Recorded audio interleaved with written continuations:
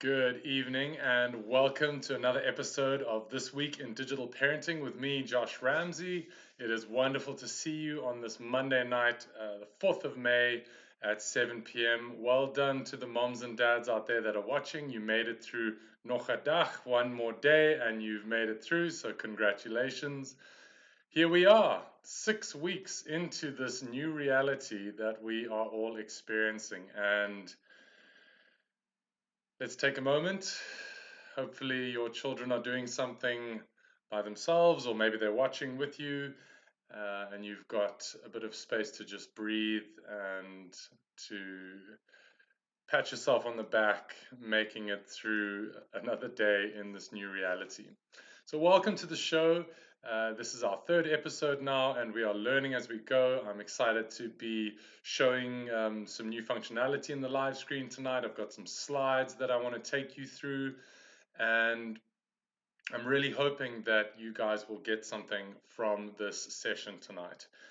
As always, we're going to spend the first 15 minutes of me kind of delivering some ideas to you that you can think about and start incorporating into your parenting, and then taking some of the questions that we've found online and that have been sent to us. Some of the questions this week are taken from an amazing Facebook group called The Village. If you haven't seen it or you haven't heard of it as a parent, go check it out. If you just in Facebook search for The Village, it's got about 30,000 parents. Really great space for parents to connect to each other and get advice, everything from digital parenting to what do we do with sleepovers, what do I do with doctors and dentists. So it's a great space for all digital parents. Without further ado, let's jump into some of the ideas I'd like to give to you tonight. So, the two things I'm going to be giving tonight are really two ways for you to describe to your children why they need to be very conscious about the types of things they watch on their screens. And I know it's a crazy time, so maybe no screen time or the screen time goals that we had 2 months ago might be slipping a little bit, and that's totally understandable. So, we really at Be in Touch wanting you to be making more conscious screen time choices and to be more mindful of your use of your screens. So, don't go hard on yourself, and that's actually after reading through the guidelines from the UNICEF and the WHO on how they recommend parents to be supporting their children.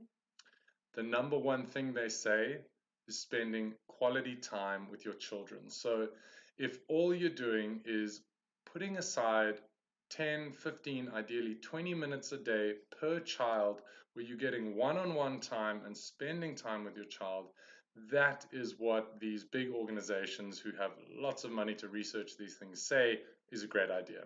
And it makes sense. Your children want to be connecting with you. They're getting a lot of stuff in the news about COVID this and statistics that and school only opening who knows when. And they need time to process that data that they're experiencing. And the best way to process that is through talking with their most trusted ally, hopefully you.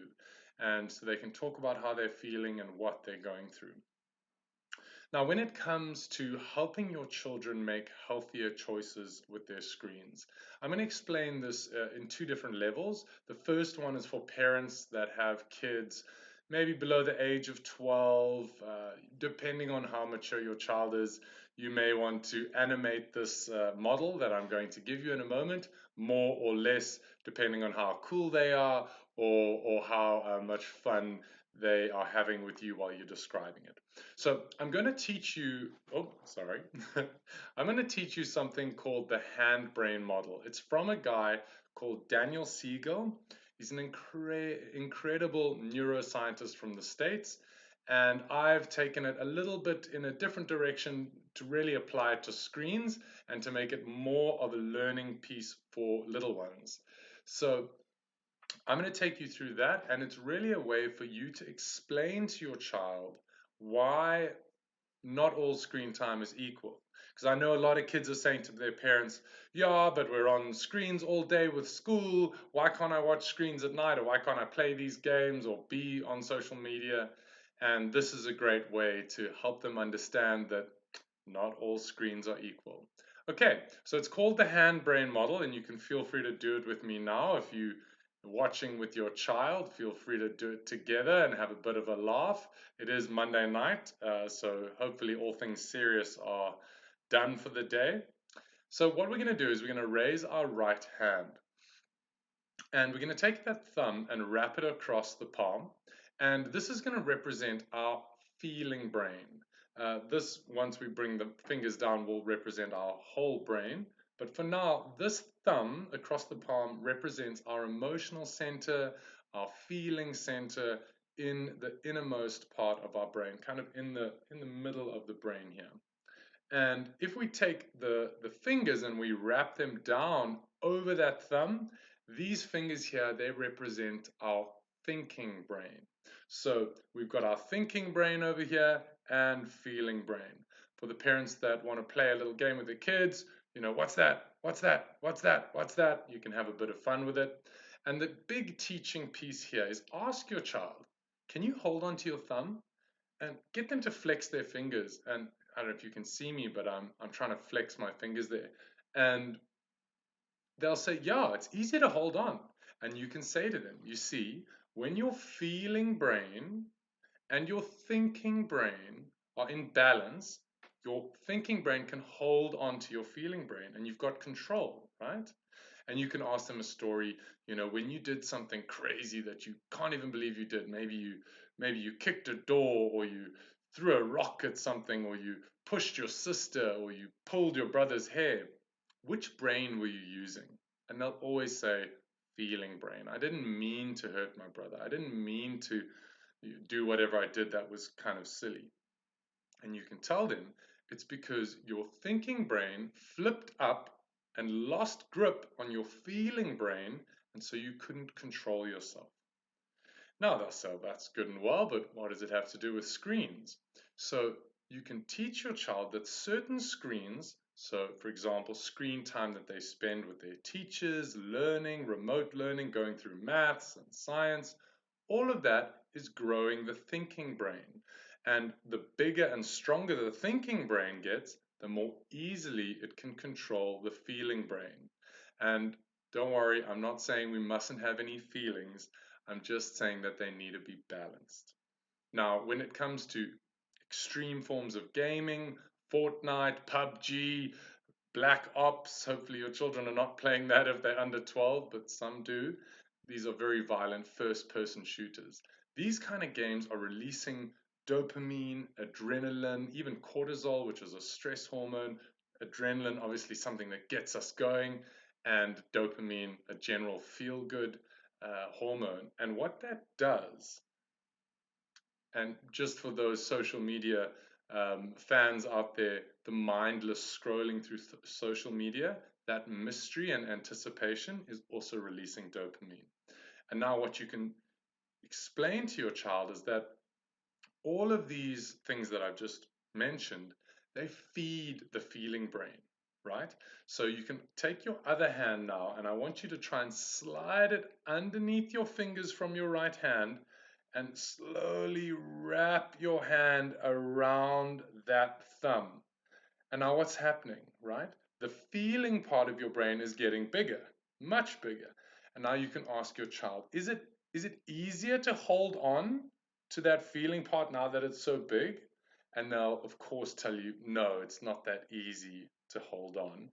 And that's a great way to explain to them. You see, is that when you spend all this time with screens that are very engaging and very fun and very exciting and very stimulating, you are growing that feeling brain, and that makes your thinking brain less able to hold on.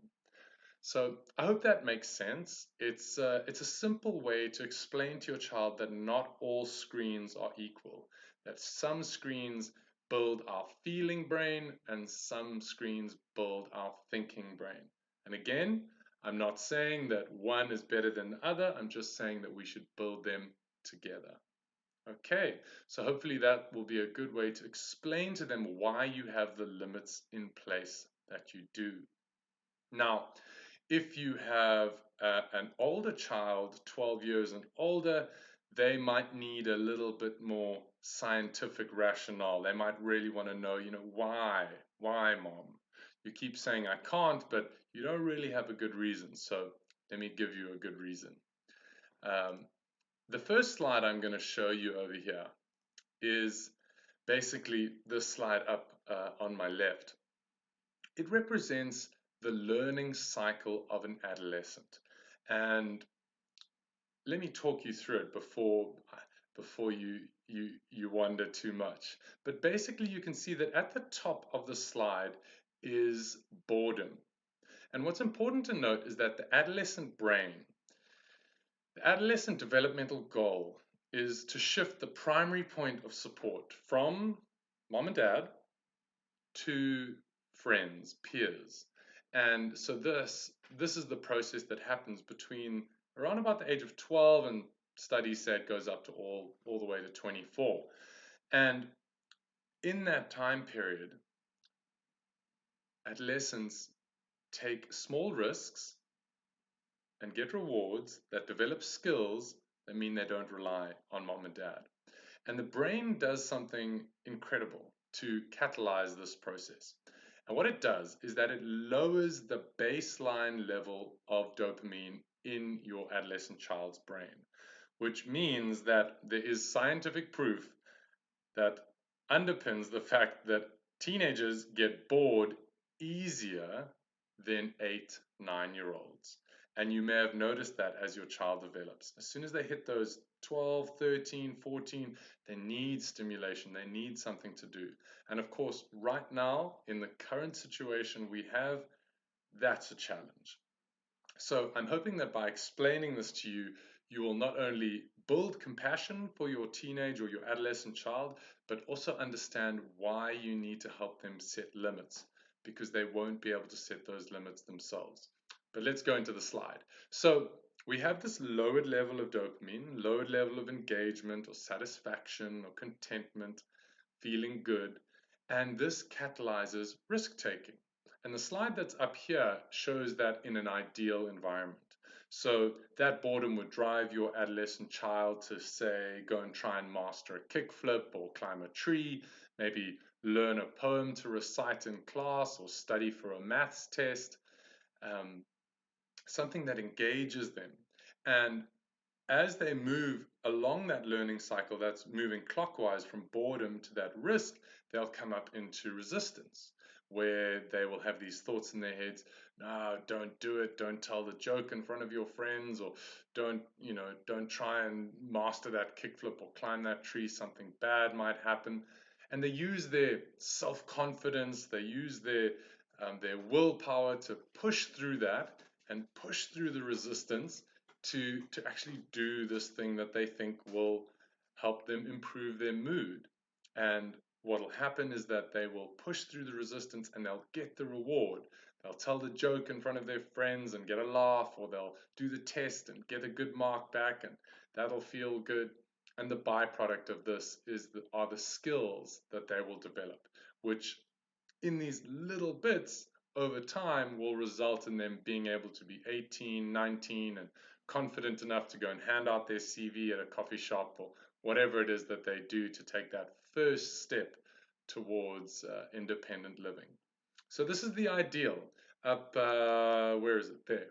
Up there, that's the ideal of how the adolescent brain will develop over time. And what we're going to see now is a bit more like reality. So if we head to the next slide, this is more like the reality that we are facing in general, and now more than ever, because of the limitations that are in place.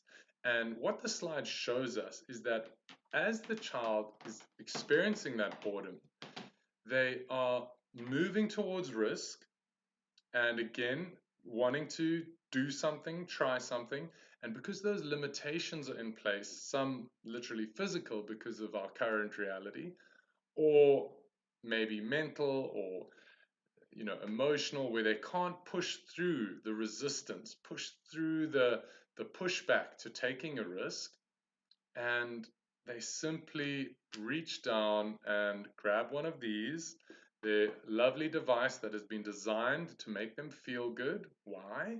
Because the more time they spend on this, the more money the companies make that supply this to us, and the companies below that, the tech companies that provide services and sell data.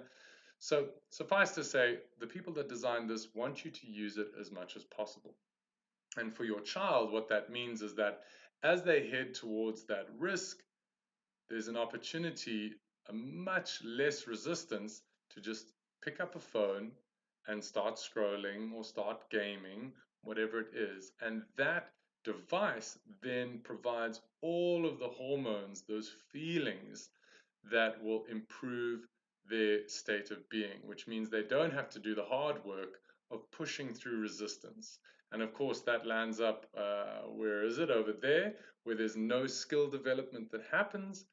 And that can result in the fact that 18, 19, 20-year-olds are actually at the same developmental phase they were when they were 16, 15, because they're not going through these levels of learning, these cyclical learning developments.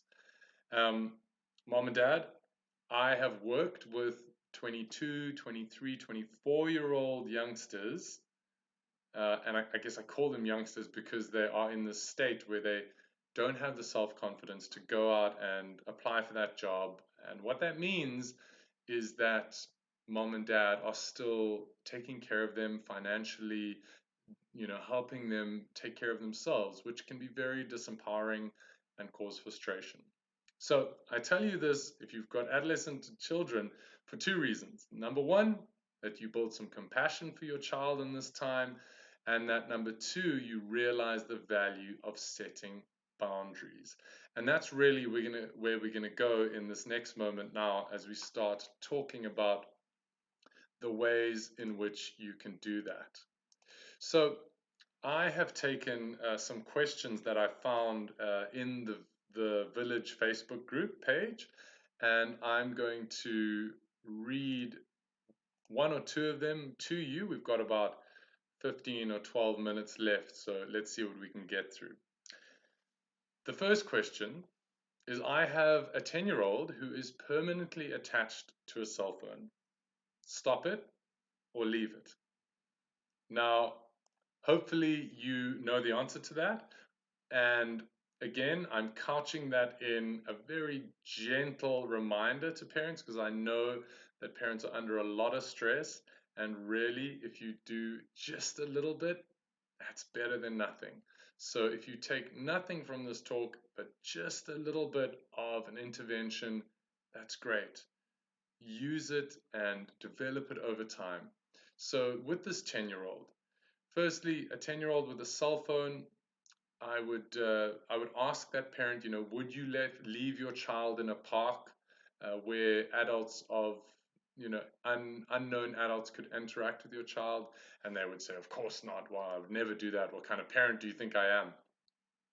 And then I would say, well, you have to understand that the Internet of Things and the Internet out there means that if he has a phone and he has unrestricted access to the internet, he can be interacting with adults that you can't supervise. And I can tell you from experience that it only takes 60 seconds for your child or your adolescent to be in a space that is not intended for them. And it doesn't even have to be the horror stories of predators and grooming and sexting, but simply, your child hears 5 words that they don't know the meanings of, and that opens a whole world of Googling in terms of images, video, and that can have a really huge impact on your child. So for that reason alone, I would say that as a 10-year-old child, unless you've got some really next level parental controls and software, hardware solutions, which we actually recommend. And if you are interested, check out our shop. If you're watching on the web page, it's just one of the tabs up there. And if you're watching on YouTube, head over to beintouch.org.za/shop and you can check out some options. But what I would recommend to this parent is that it's time to have the conversation. and for them to understand that the conversation about limits and screen time use is something that is going to evolve over time. And it's not going to be a one-time solution. So when you're talking to your child, it's very important that you engage them preemptively. Now, 10 going on to 11, 12, and 13, your child is naturally going to be pushing back against your authority. And that is a part of them individuating and learning how to make their own choices. Now, the crux here is that they can make all the choices they want, and actually, you want them to make their own choices. But what you as a parent can help them understand is the consequences of those choices. So what this looks like is that you would sit down with your 10, 11, 12, even younger child and have a discussion about why you're concerned using either the flip brain model, the hand brain model, or the kind of science of these adolescent learning cycles to get them to understand that you're not just making it up, you're not just being mean for the sake of it.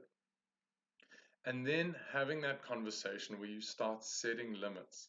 And it doesn't really matter it matters what those limits are in terms of they need to be in line with what you as the parent want in your home, and it needs to be set up in a way that there is buy-in from your child.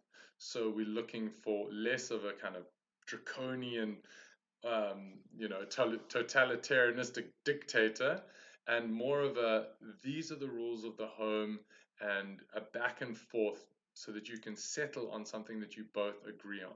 Now, what's important is that your children agree to the consequences of the choices they will make. And your role as an adult is to simply act confused if you don't understand the choices they're making. Now, this approach to parenting was created by an incredible guy called Dr. Ken Resnick, and he's got a whole book. It's called Smart Choice Parenting. It's also in our shop if you want to check it out. And they will be releasing some parenting webinars soon. I think there's one on Thursday. If you're interested, pop me a mail and I'll connect you to them. The email address should be just below us.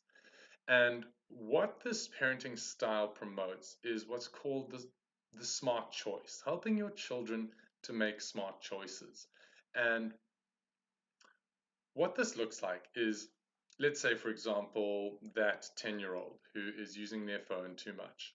So you as the parent would sit down with the child and say, these are the reasons why we don't want you on your phone too much. This is what's happening to your thinking brain and your feeling brain and your learning cycles and your ability to be self-confident and think through your decisions. And for this reason, we as a family have decided that this is the limit for the day. Maybe it's a certain number of levels on a game that they're playing, or maybe it's a certain amount of time. But really, the crux is for your child to agree that, yes, I agree that if I don't stick to this limit you've set me, the consequence will be X. No phone for a week, or extra picking up of dog poo for a week, whatever it is, whatever negative consequence they want to avoid. And then if they transgress that limit, your role as a parent is not to become disappointed and shame and why I don't understand and shout and become emotional. If you flip your lid, they're going to flip their lid. Your role as a parent is to simply look at them dead in the eye and say, I just don't understand why you chose this. Why would you choose to keep your phone longer than you said you would when you knew that the consequence was that you would lose your phone for 3 days, 4 days, a week, whatever you've decided? And that is where this learning then comes, that your child starts to understand that consequences follow choices, and that will help them make smarter choices. Hence the name of the parenting. It's a great approach, and like I said, I'm happy to point you in their direction should you like more information. If you would like to structure that conversation and you're not sure what it would look like, if you're watching on our live stream page of our website, on I do believe it's that side, there's a whole list of resources, and one of them is called the Digital Family Alliance contract, and that is an editable Word document that you and your family can bang out together, look at the wording, and print it out, put it up somewhere. And it really takes a lot of the tantrums out of the conversations where you can just say, well, let's check what the contract says, and this is what it says, and this is the choice you made, and so here we are. So I hope that helps. And again, it's the hand brain model for the younger ones and the cycles of learning for the older ones, which lead you to this preemptive conversation about consequences. And then your role as a parent is really to hold those consequences. And I've spoken to mums with tears in their eyes telling me I can't. He will lose his mind. Some of them even saying they are physically afraid of taking a gaming console from their child because their child literally gets that worked up about it. Take a deep breath. You've got this. You are raising your family. You have led them this far, and you will keep leading them. And by helping them understand that there are consequences to their choices, you are really empowering them to such an incredible degree. Again, I'm not saying that it needs to be punishment based or shaming or emotional up and down, but rather just helping them understand that there are consequences to the decisions they make.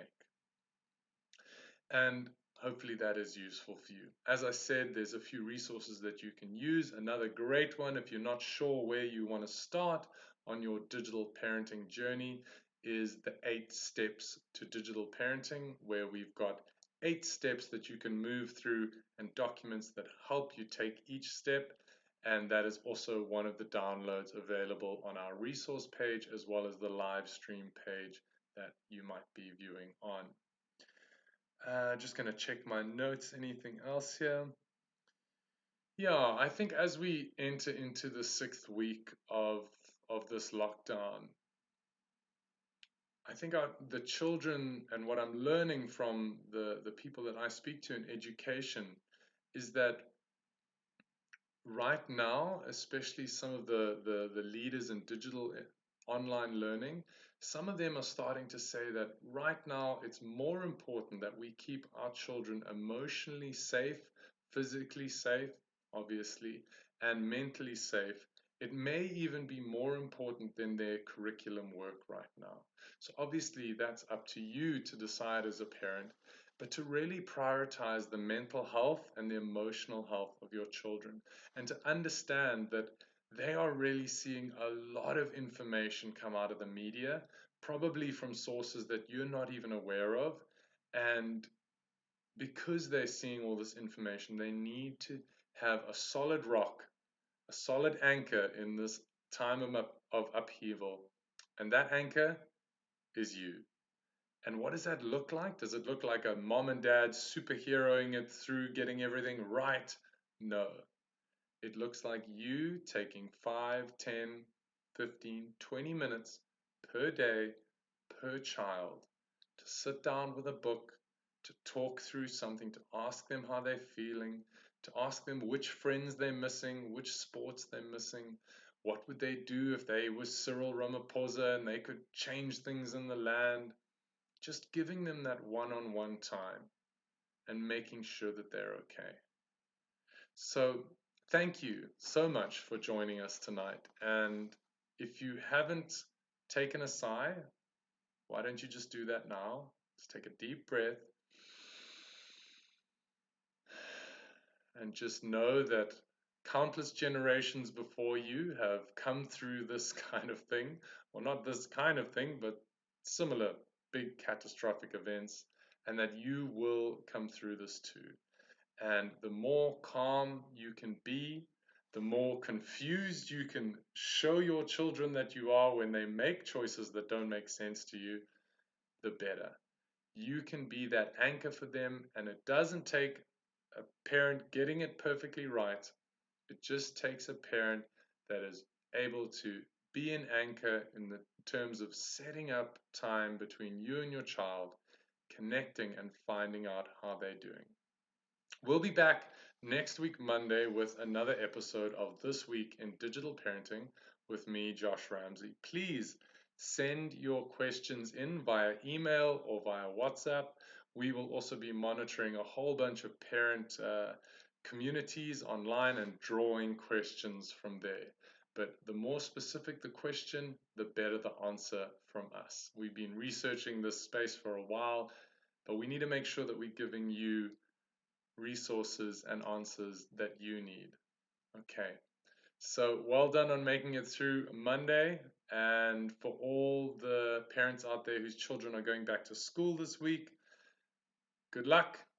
Remember to try and keep that routine going, and really that structure and the consequences being a part of that structure really going to help your children to feel more calm and in control. And that's maybe just a piece to leave you with, is that when your children know where the boundaries are, they actually feel more in control. Those boundaries need to be set without it being a top-down, one-way discussion, but those channels of communication are open. And there will be slip-ups, but that's okay. Life is what happens when we make other plans. So thank you for joining us this Monday night, and we look forward to seeing you again soon. Please send in your questions so that we can get you the answers that you need. Have a wonderful evening.